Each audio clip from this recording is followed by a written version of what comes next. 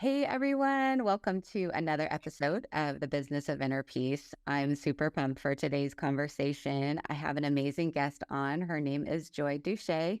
She is a New York City based intuitive energy healer and a spiritual guide. She's known for her alchemy, energy healings, and the joyful approach, which is her transformational integrative life system that guides others to profound holistic healing across all facets of life. Her process helps individuals embody open-hearted joy, connection, and freedom through holistic life design. And by working with Joy, you will witness your wisdom within awaken and your reality actualize in alignment with your soul's deepest desires. So needless to say, we're going to have a juicy conversation today. I'm so excited to have her on. So grab your favorite drink and stay tuned. Welcome to the Business of Inner Peace. I'm your host, Erin Jean, and I'm so glad you're here. Let's pretend we're sitting in my living room enjoying a cup of coffee or tea and getting to know each other just a little better. That's what I love. I love getting to hear your story. I love feeling connected by the spirit of understanding that our stories bring. Today, I'm sharing some of my story, but I hope someday soon you'll be telling me yours. Listen, I know that you're feeling overwhelmed with life and nothing is exactly how you'd like it to be. Your marriage is not what you hoped for, motherhood is harder than you imagined, and you've lost yourself somewhere in the mix of responsibilities. Well, if you're ready to bring some more peace and joy into your life, reconnect with God who made you, and start living a life you love, then grab your cup of coffee or tea and let's dive into today's show.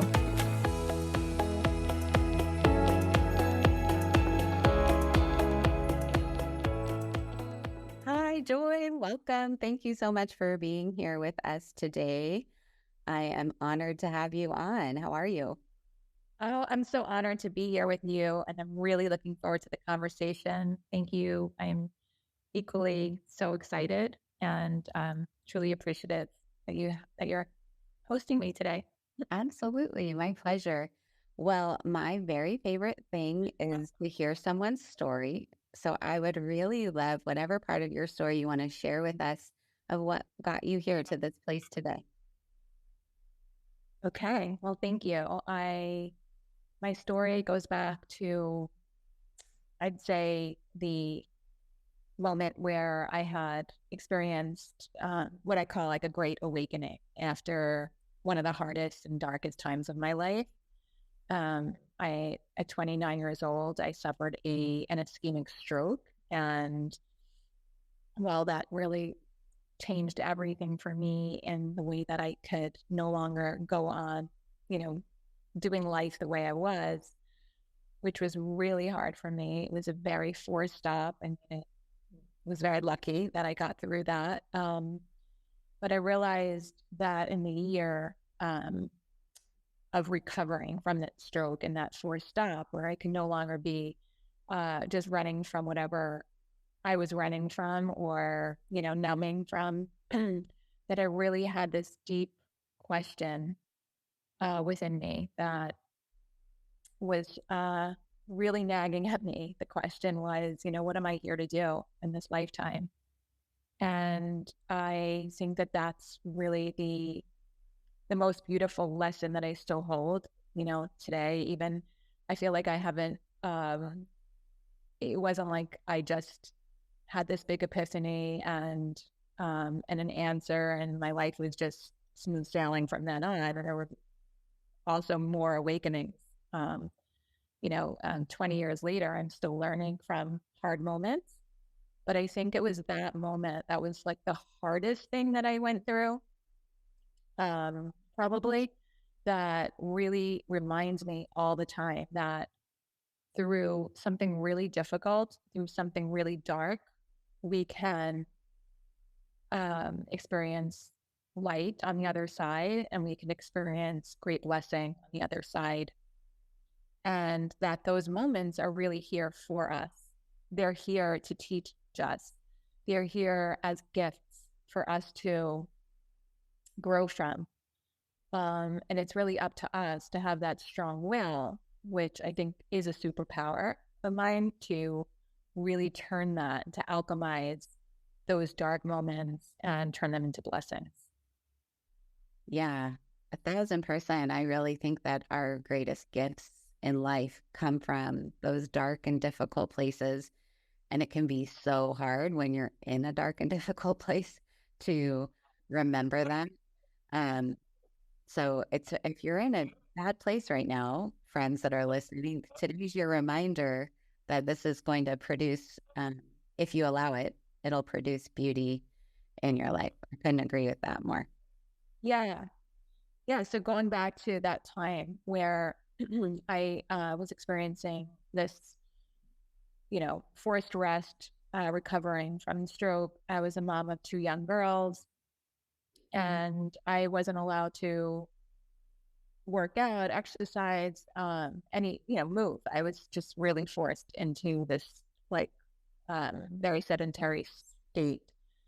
And that was very difficult for me because I'm very active by nature. And and then when I had the green light to move my body again, I found running, which really was such a gift to my life and still is every day. I consider it a spiritual practice for me. But it was through running that I really found holistic living and spiritual living. So that's really a great change where my life was no longer, I'd say, like one dimensional or linear, and where it just opened up for all the different facets of mind, body, and spiritual living. And I just felt like it was a great rebirth. And I just really, I felt so much enthusiasm for life and for being around like-minded people who were also wanting to grow and to live more holistically, more spiritually. And it really opened up so much for me that I felt this great, this amazing gratitude for the universe, for God. And I wanted to share that with the world. And that was my real calling. It was like, I'm going to go and I'm going to give back. So I took extensive trainings over the years in all modalities of healing and holistic lifestyle and so on. And then later, I'd say more recently, I found my way back to, I was always a practicing Jewish, a Jew and so on. And that's my background. I come from a modern Orthodox, traditional culturally, grew up and went to 12 years of dual curriculum and yeshiva. It's a Jewish school. Okay. But I didn't feel as connected as I do today. Today, my connection to God and to spirituality is just unbelievable. I'm just so lit up just even thinking about it, and with so much humility and gratitude for finding my way back, but from a place of, I feel like for a while, I needed to unlearn what I learned and seek spirituality and seek healing, abroad, like, from many different places. But what I have found was that it was always within me. It was in the fabric of my being, everything that I was brought up with. It was just about really connecting in a way that comes from so much love for God and for my spirituality, my religion, for my heritage, for my ancestry, and what I feel so connected to and so rooted to. And so I think in this moment of my life right now, throughout everything that I have been through, I've never felt so much peace as much as I do today.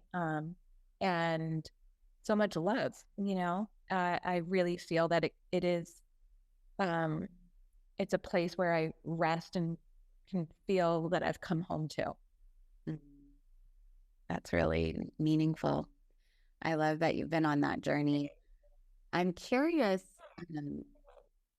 what would you say is like the typical view of God, kind of when you're talking about the things that you had maybe learn when you were growing up in this Jewish culture and Jewish family? Like, what would you say is the general feeling about God in comparison to where you are right now? It's a good question.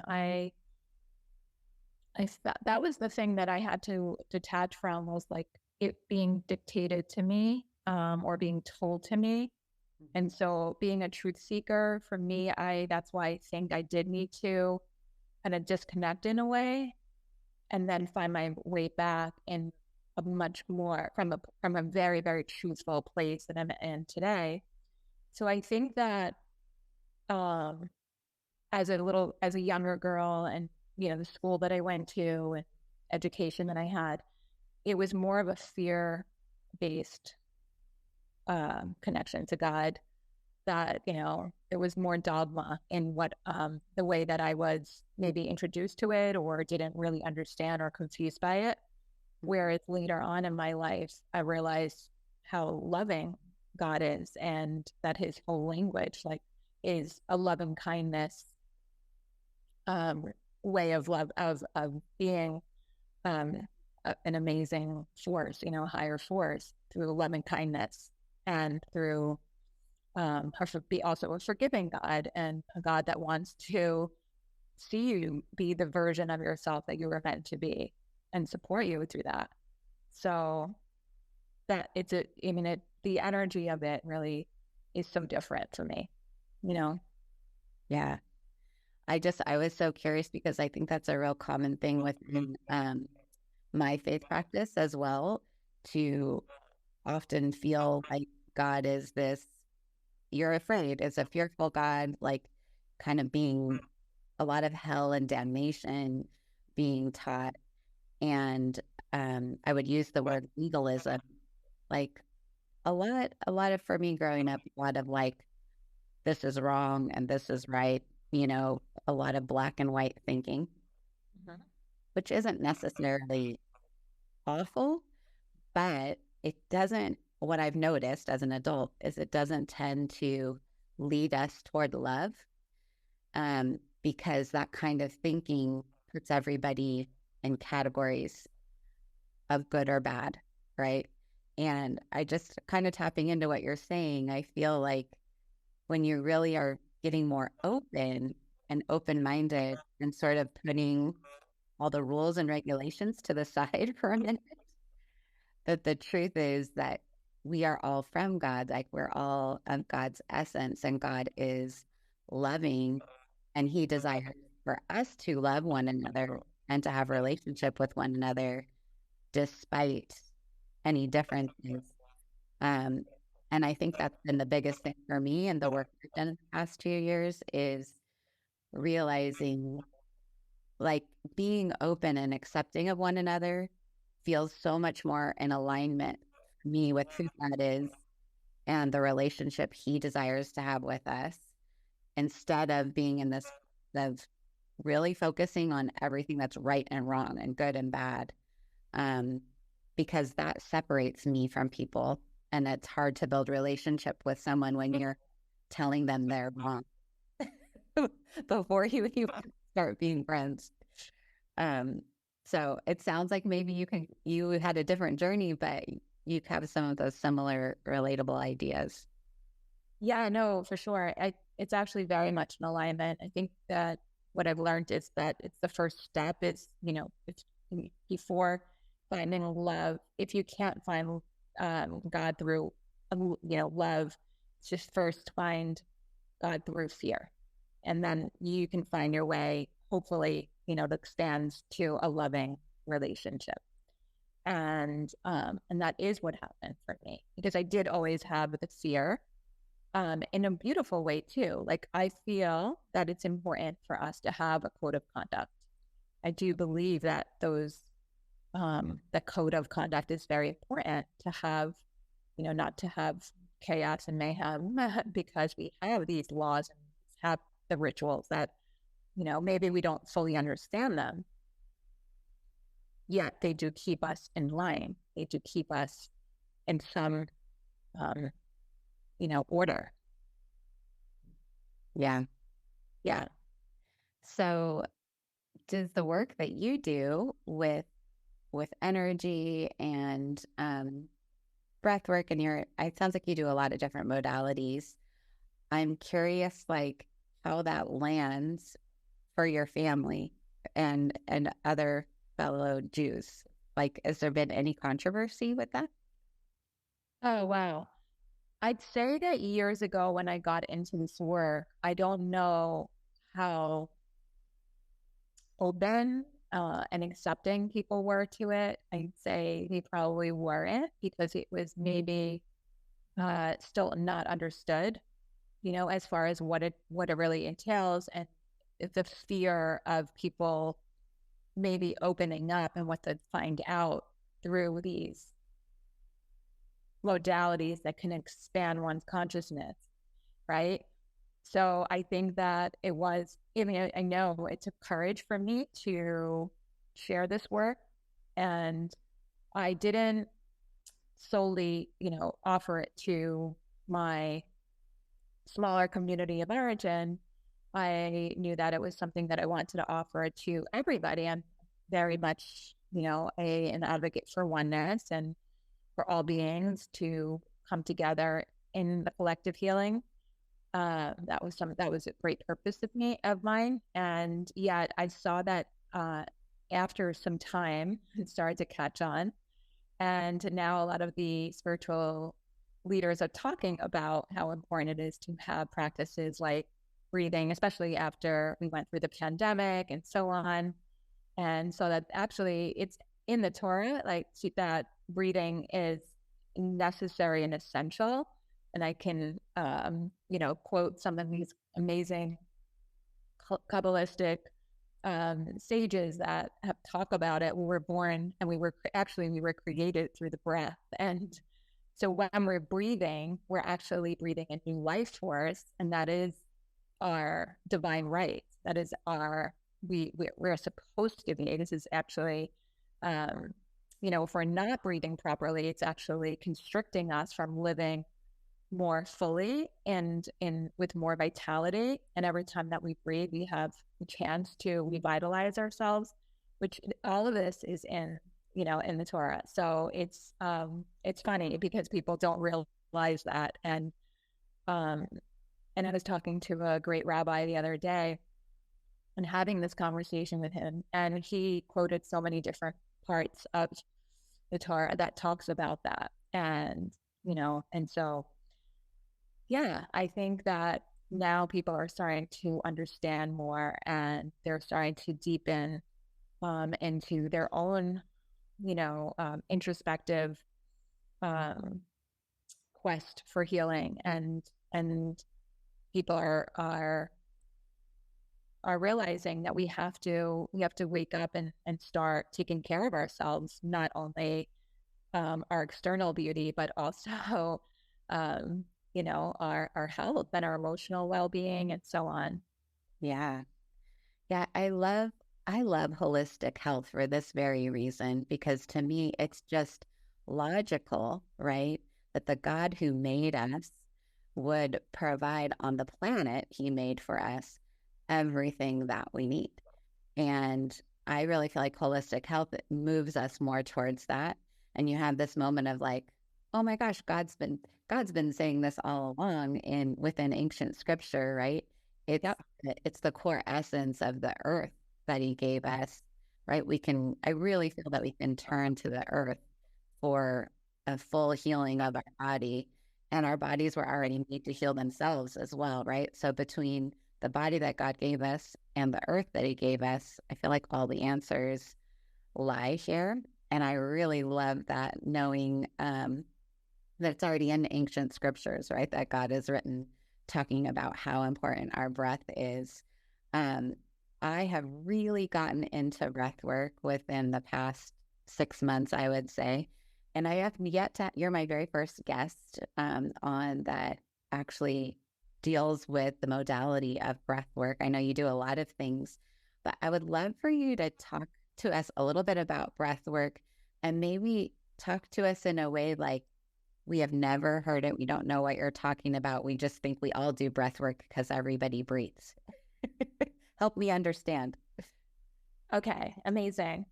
So the type of breath work that I'm going to talk about and assume that you're also talking about is the 3-part open mouth breathing. Mm-hmm. And what happens is that when we breathe in this more active way of breathing, we're actually able to bypass our conscious mind, our controlling mind, and get into the subconscious parts of us that are holding lots of trauma, lots of limiting beliefs, lots of egoic thought forms that hold us back from living our most ideal life, from living more optimally, from living more connected to our authentic selves, our true essence. And when we're able to move that stored energy in the body, or we're able to move past those very limiting parts of us, we can really free up, right? Through somatic movement with the breath, somatic, which translates to of the body, right? We're able to free up and open up for great possibilities, new possibilities to connect to our life purpose, to our authentic selves or our higher selves. And it's been the magic, honestly, that has transformed my life. And I found great purpose in sharing this work with others. I've seen many, many people over the years through my facilitations.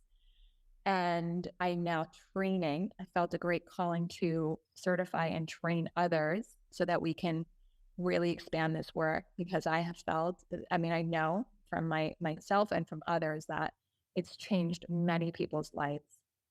And I realized that when we bring it back to where we're talking about spirituality, and I'm going to bring in from Judaism, that one of my favorite practices is the practice of Musar, which is the practice of our midot, which are our values, which it translates to measurements, but really it's our values and our attributes. And these are all the ways of being that are very godly like, right? As you said before, the essence of God, right? So some of them are loving kindness, humility, compassion. Menuchat nefesh is having inner equanimity, moderation, having order in your life. So all of these kindness, loving kindness, as I said, generosity, they're beautiful ways of being. And I believe that we're all meant to be the highest version of ourselves, which is the authentic version of ourselves, before there was conditioning, before there was dogma and societal dictation, right? But it's to be that authentic version of ourselves is to be godly like. And so when we do breath work, we're able to have access to that version of ourselves. We're able to eliminate all that stuff that we've been so programmed with and layered with, and unravel those layers. And that truly, so I see breath work as this very spiritual practice. It's very holy. It's very beautiful to come back to that version of yourself and to access her more and more, and to really have the tools to utilize to set those boundaries when you feel what they call in Judaism is the Yetzer Hara. It's like the evil inclination that wants to come in and take you away from that higher way of being. And you just become stronger in being able to combat that, those negative forces, which really want to hijack the ego and put the ego in charge. And so this is how we become more heart-centered. I know we wanted to talk about what's loving. It's an evolution of being as open-hearted and heart-centered in the ways that we are godly-like in our essence. Yeah, I agree with you so much. Like that was a really beautiful way of explaining it. Um, all the work that I've been doing on my journey is around subconscious healing and realizing how quickly breath work allows you to kind of, like you're saying, bypass the conscious mind and to get right in there and deal with things that you were just completely unaware of. So it's like a fast track. But tapping in what you're talking about, with the evil types of things, right? I am actually more and more of the belief that the more that the enemy of our soul can kind of keep us closed-minded and keep us away from holistic lifestyle choices, it actually is it's a big separation between us and God. And I would say a lot of people, at least of my faith, don't necessarily realize how much they're being separated from God by not tapping into these things, like so simple as breath work, right? But it's funny because I really feel like the enemy of their soul has them kind of just scared of certain words, like Mhm. breath work, because it can be considered new agey, or even the subconscious mind. Like that can sound scary because it doesn't say that in ancient scriptures, right? We're using terms that are more terms of holistic healing today. So I love having people like you on because I'm hoping that it's encouraging our listeners out there to be a little more open-minded, to try these different holistic modalities that actually can increase your connection to God and help you kind of shed these layers of what you've collected through living on this earth, from our limiting beliefs and traumas through life. I think those are the things that are truly keeping us separated from God. And until we can shed it and tap into what you're saying, like our more authentic self, um, I'm not sure how much our relationship with God will truly grow. Like, I think it's harder. I'm not going to say it's impossible, right, without doing these types of practices. But I would say it's much harder, in my experience, it's much harder to be connected with God when I was living a life that's kind of like the everyday, not aware of all of these holistic practices. Does that make sense to you? I totally do understand completely. And I also sometimes say to myself, my gosh, what were you doing all this time? I mean, life feels so much, yeah, like as I said before, and not to say it's easy because trust me, there are hard moments, but I know that those hard moments are gifts to up level. And it's really a matter of when our soul is ready, right? So it could be that maybe 7 years ago, you weren't ready to embrace these changes because your soul wasn't ready for that growth yet, right? There was still stuff that you had to go through to get to this place, right? And so that's when we'll experience confrontation, we'll have the resistance, right? And the resistance serves as protection. And it doesn't want us to get uncomfortable, right? So we stay comfortable, we keep ourselves very, limited and insular.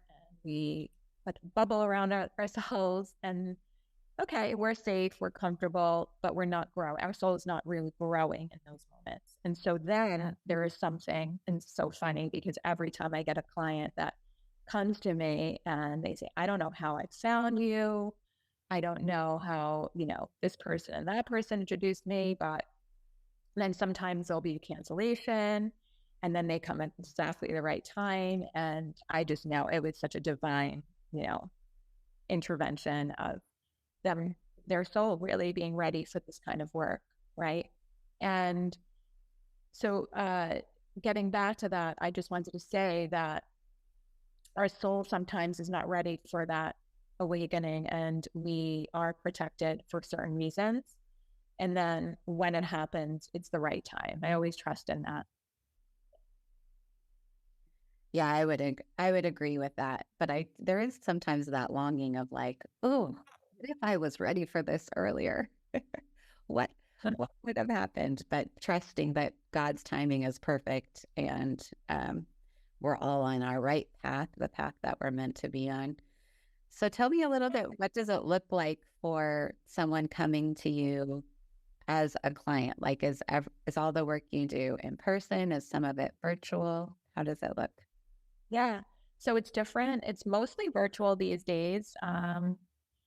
I really want to work with people all over, and I can't really open up my doors for as many in-person sessions these days. The difference when I work in person is that I will usually facilitate some sound healing, which is I use like the sound bowls and my instruments, a gong, and so on. And with that, we are resetting the nervous system and harmonizing the physiological body with these higher frequencies through the instruments and a restorative sound bath. Otherwise, it's pretty much this. It's the same session, and it's coaching, transformative coaching. This is when I can really pick up on a person's subconscious of what's limiting them from the healing or from growing, or certain things that they're experiencing, and tracking patterns. I notice, and so my intuition just really, sometimes I do see things. I have visions. I can see certain things that, are almost like a psychic download. And I call them out, and that's how we can start to unravel.